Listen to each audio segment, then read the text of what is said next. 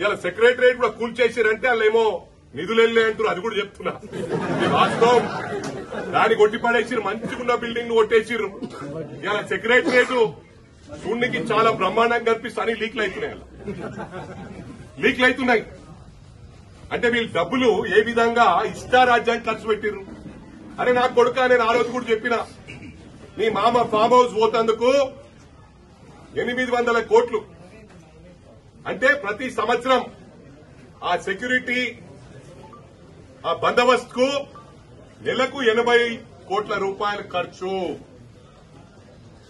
ఏడాదికి ఎంత అవుతుంది? ఇవన్నీ గమనించాల. గతంలో కూడా చెప్పిన, వక్ఫ్ బోర్డు భూములు సహా, అసైన్మెంట్ భూములు స్వహా, సిటీల గవర్నమెంట్ భూములు స్వహా మొత్తం అమ్ముకోగొట్టిరు. అయినా మా గౌరవ ముఖ్యమంత్రి గారు ఎంతో కష్టపడి ప్రజలకు న్యాయం చేయాలనుకుంటున్నారు.